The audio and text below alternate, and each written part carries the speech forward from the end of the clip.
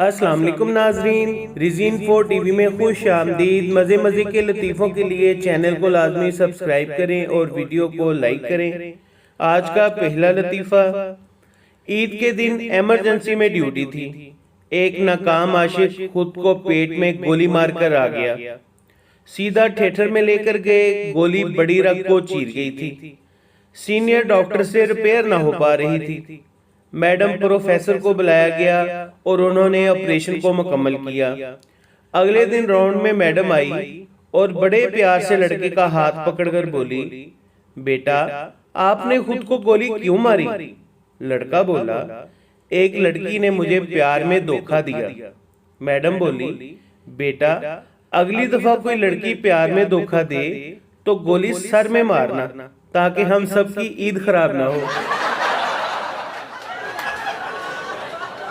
आज का दूसरा लतीफा, एक होटल तीतर का गोश्त पकाने के लिए मशहूर था। एक साहब वहां खाना खाने गए तो खाने के दौरान उन्हें शक गुजरा कि तीतर के गोश्त में मिलावट की गई है। उन्होंने बैरे को बुलाकर पूछा, सच सच बताओ, इसमें मिलावट की गई है?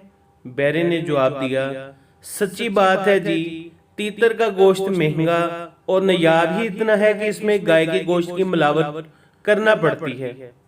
उन साहब ने पूछा, कितनी मिलावट करते हो? बैरा बोला, जनाब 50-50। क्या मतलब? उन्होंने वजाहत चाहिए। बैरा मोतबाना बोला, जनाब एक तीतर और एक गाय। आज का आखिरी लतीफा, एक पहाड़ी सिलसिले के ऊपर रनवे बना हुआ था। एक त्यारा मुसाफिरों से भर चुका था, लेकिन अभी तक पायलट नहीं आए थे कि अचानक मुसाफिरों ने देखा दो अफराद हाथों में सफेद छड़ी लिए, आंखों पर स्याह चश्मे पहने आए और कॉकपिट में चले गए। मुसाफिरों में चहमगोइयां शुरू हुई कि पायलट तो दोनों नबीना हैं। तभी स्पीकर पर आवाज आई कि मैं पायलट फलां साहब जहाज का कैप्टन बोल रहा हूं और मेरे साथ फलां साहब मेरे मावन पायलट हैं। ये दुरुस्त है कि हम दोनों नाबीना हैं, लेकिन जहाज के जदीद आलात और हमारे वसी तजर्बे को देखते हुए फिक्र की कोई जरूरत नहीं। हम बाआसानी जहाज चला लेते हैं, बेशुमार परवाज़ें कर चुके हैं। तभी मुसाफिरों की बेचैनी कुछ कम हुई। खैर, इंजन स्टार्ट हुआ, जहाज ने रनवे पर दौड़ना शुरू किया। दोनों अतराफ में खाइयां थी, मुसाफिर सांस रोककर बैठे हुए थे।